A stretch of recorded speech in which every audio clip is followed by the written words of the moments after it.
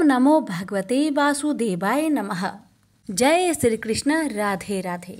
आज आप सभी श्रवण करेंगे बरूथनी 11 की व्रत कथा।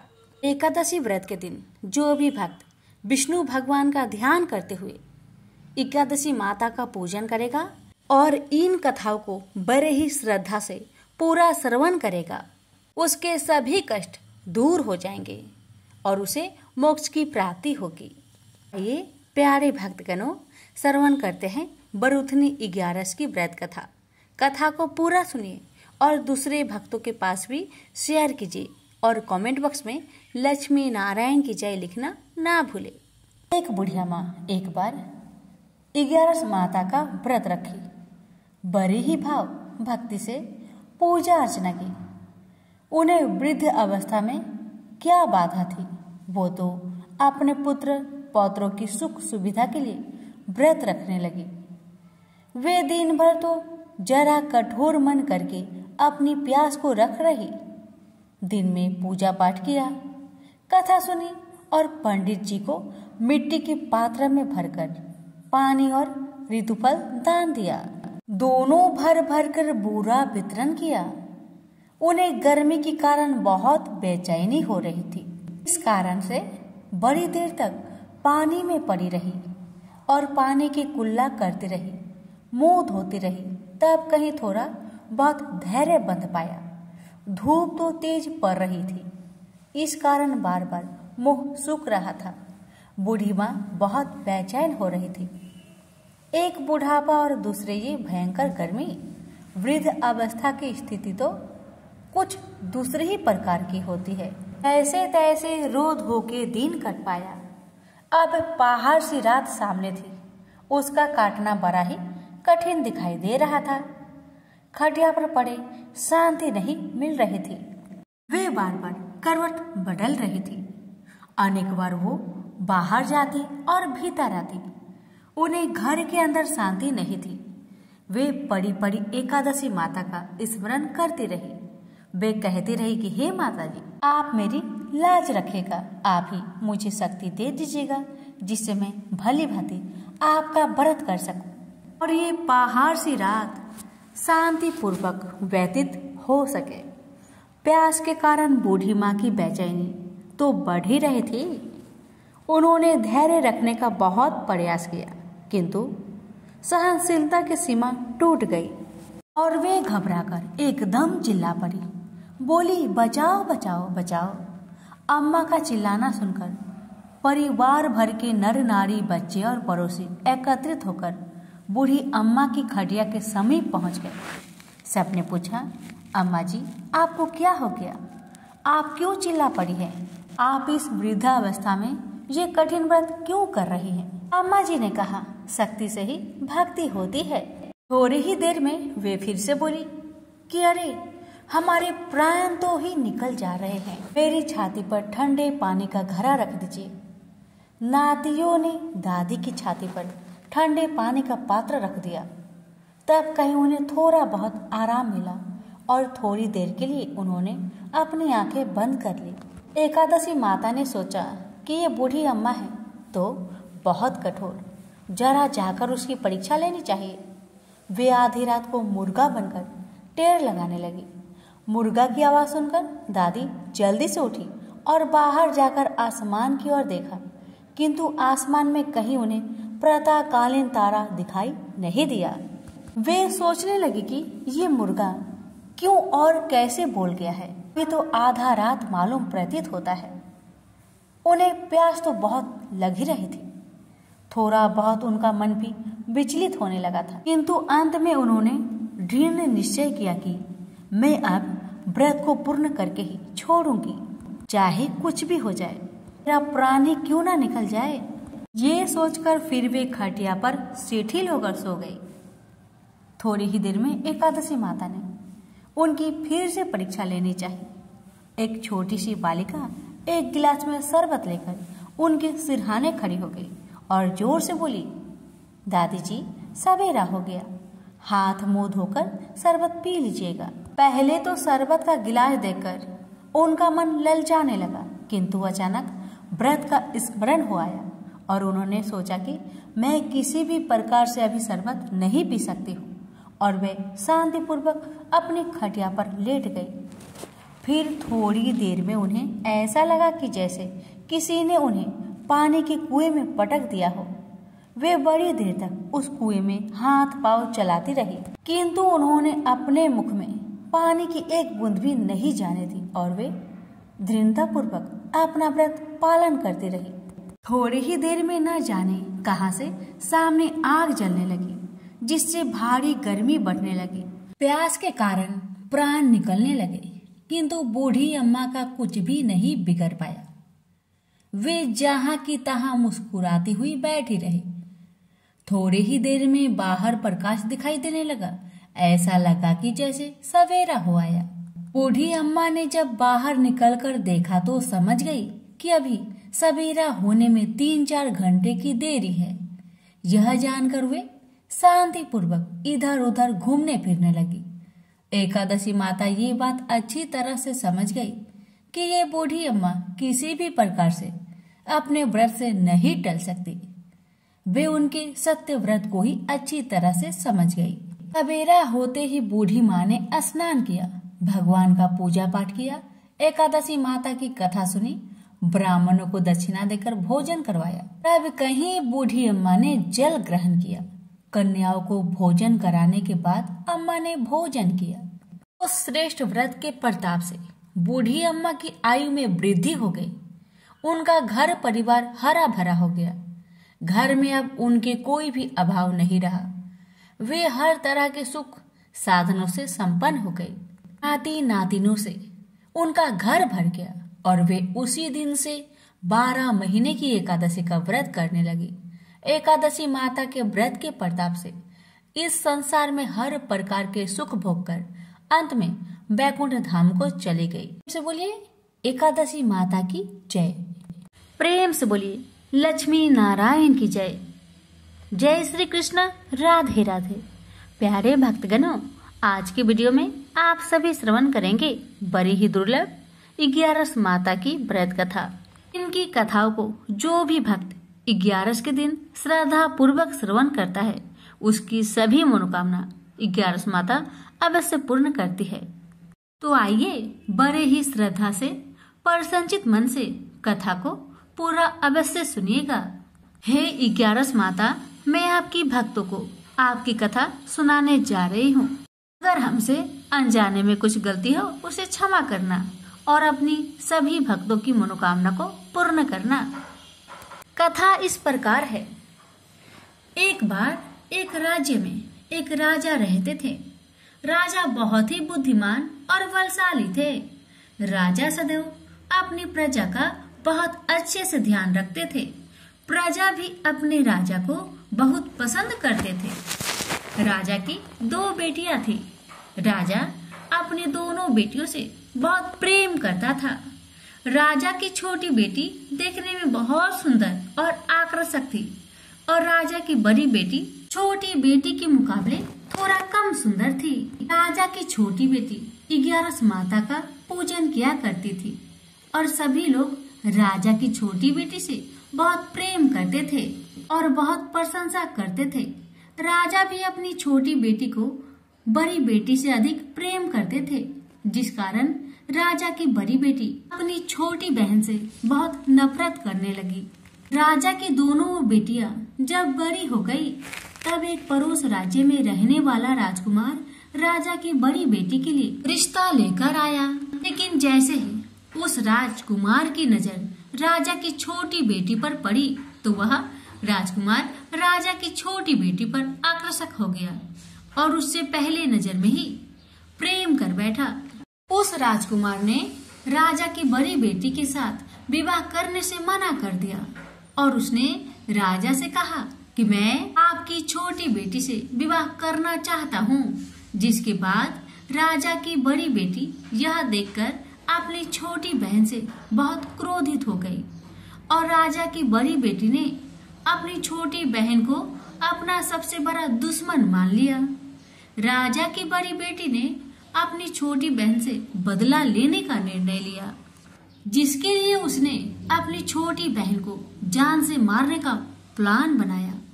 राजा की बड़ी बेटी ने अपनी छोटी बहन को मारने के लिए सबसे पहले एक लड्डू में जहर मिलाकर अपनी छोटी बहन को दे दिया और उसको लड्डू खाने के लिए कहा। लेकिन लड्डू खाने के बाद भी छोटी बहन को कुछ नहीं हुआ। बड़ी बहन यह देखकर बहुत आश्चर्य में पड़ गई, लेकिन बड़ी बहन ने हार नहीं मानी और उसने जब रात में छोटी बहन अपने कमरे में सो रही थी, तब एक मटके में सांप रखकर उसे कमरे में छोड़ दिया ताकि छोटी बहन को डस ले और उसका काम तमाम हो जाए। लेकिन सांप भी छोटी बहन का कुछ नहीं कर पाया। जिसके बाद बड़ी बहन ने अपनी छोटी बहन से कहा कि चलो हम लोग कुएं से पानी भरकर लाते हैं। जिसके लिए वह छोटी बहन को पानी भरने के बहाने कुएं के पास ले गई और उसने अपनी छोटी बहन को कुएं में धक्का दे दिया। लेकिन 11 माता की कृपा से छोटी बहन को तब भी कुछ नहीं हुआ, क्योंकि हर बार 11 माता उसकी रक्षा कर रही थी। और उधर बड़ी बहन अपने सारे प्रयासों के बाद असफल हो रही थी, जिससे वह बहुत क्रोधित हो जा रही थी। फिर उसने अपनी छोटी बहन के पास जाकर उससे खुद पूछा कि मेरी छोटी बहन, तुमको पता है भगवान ने सबकी मृत्यु एक निश्चित समय पर लिखी हुई है, और कैसे तुम्हारी मृत्यु होगी क्या यह तुम जानती हो?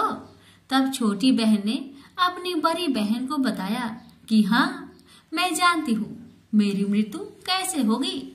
छोटी बहन से यह सुनकर बड़ी बहन मन ही मन बहुत प्रसन्न होने लगी और उसने अपनी छोटी बहन से कहा कि तो मुझे अपनी मृत्यु की राज बताओ।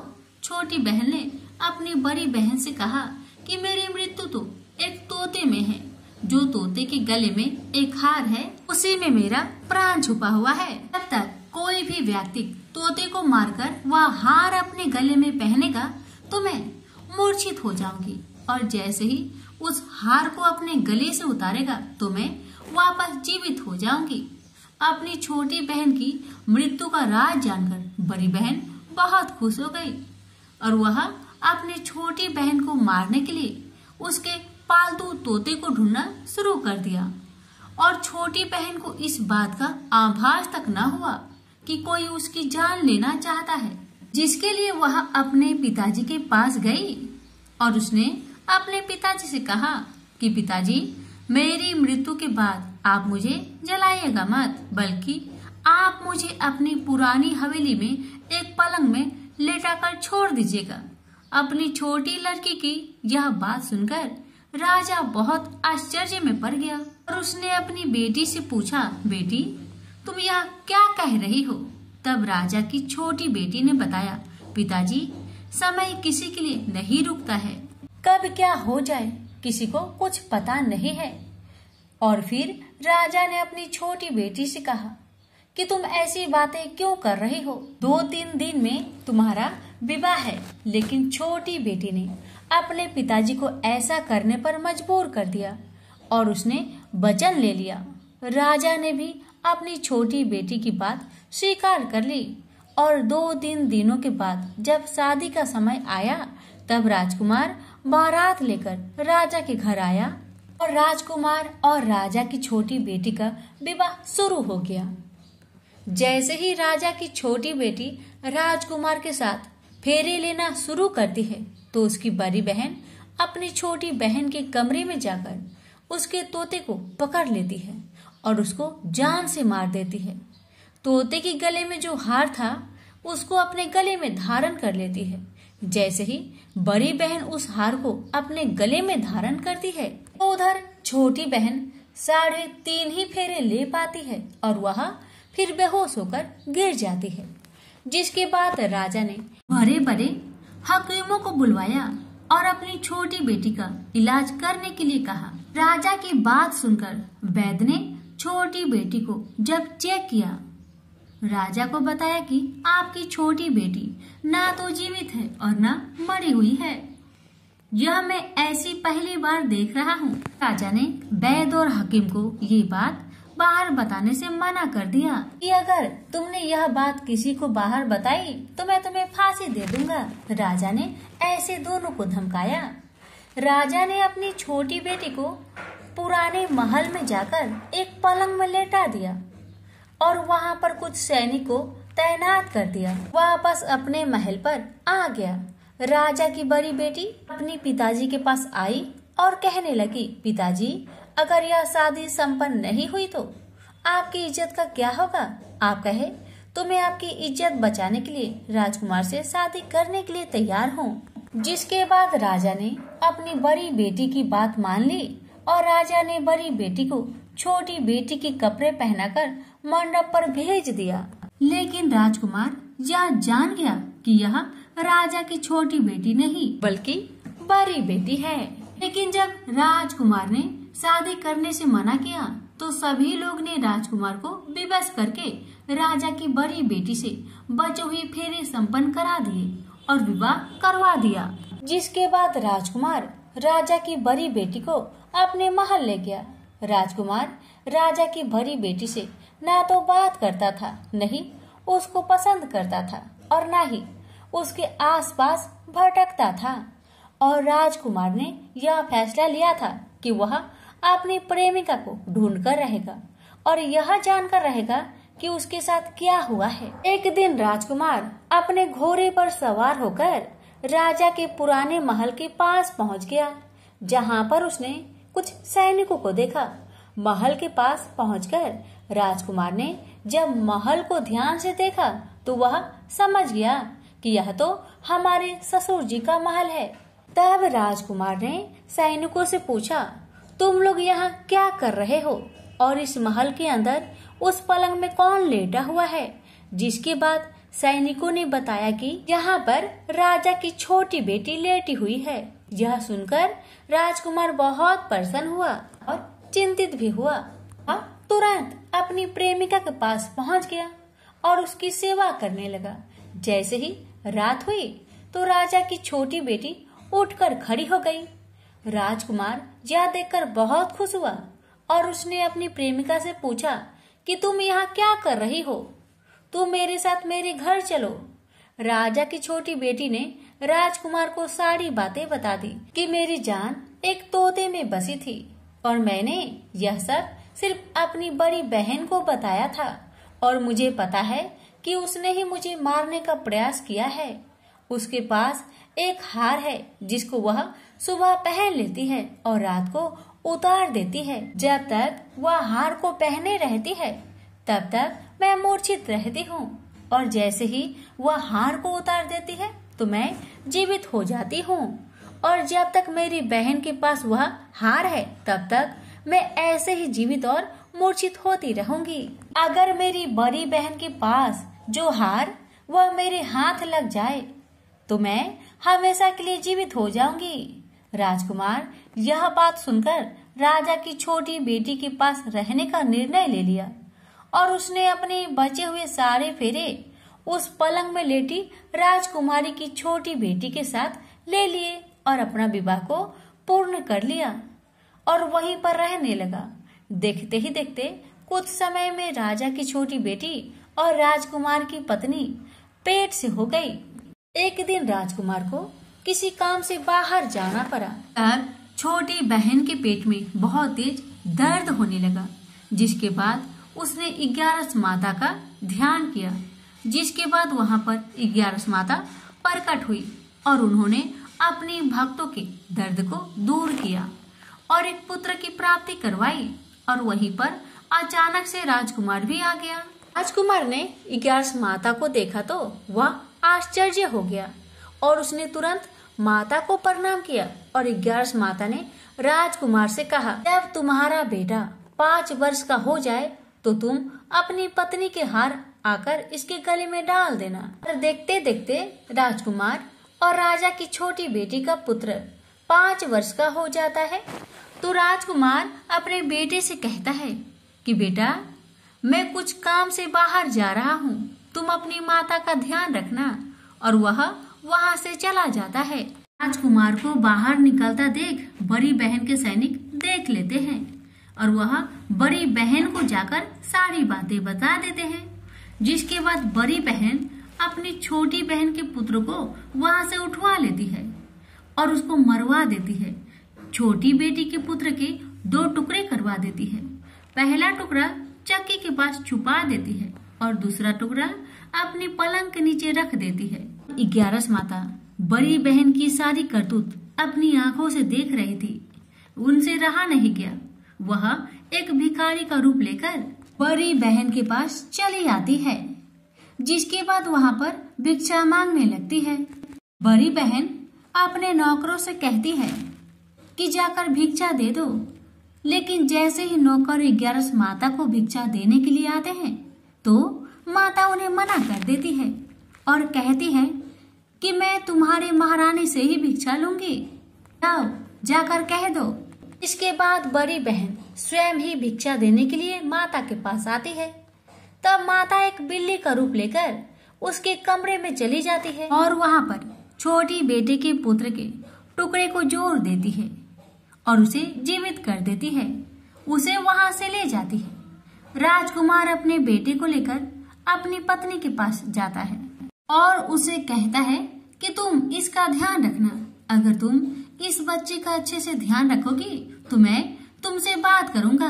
एक दिन राजकुमार बच्चे से कहता है कि तुम मम्मी से उनके गले का हार मांग लो। जिसके बाद राजकुमार का लड़का अपनी मम्मी के पास जाता है और कहता है कि मम्मी, मुझे तुम्हारा हार चाहिए जो तुमने गले में पहन रखा है। यह सुनकर पहले तो बड़ी बहन बहुत क्रोधित होती है, पर उसको यह याद आता है कि राजकुमार ने कहा था कि अगर मैं इस बच्चे का ध्यान रखूं तो वह मुझसे बात करेंगे। जिसके कारण वह हार को उस बच्चे को दे देती है और वह तुरंत हार ले जाकर अपने पिताजी को दे देता है। और तभी राजकुमार अपने बेटे को लेकर वहां से जाने लगता है और अपनी पत्नी से कहता है कि तुम हमारे लिए खाना बनाकर रखना, मैं शाम को आकर तुम्हारे साथ खाऊंगा। और वह अपने बेटे को लेकर वहां से चला जाता है। जिसके बाद वह राजा के पास जाता है और उनको सारी बातें बता देता है। राजा अपनी बड़ी बेटी की यह करतूत सुनकर बहुत क्रोधित होते हैं और अपनी परवरिश पर ही दोष देने लगते हैं और राजकुमार को अपनी छोटी बेटी के साथ रहने के लिए आदेश देते हैं। 11 माता की कृपा से राजा की छोटी बेटी राजकुमार के साथ सुखी जीवन व्यतीत करने लगी और हर 11 को 11 माता का व्रत करने लगे। प्रेम से बोलिए 11 माता की जय।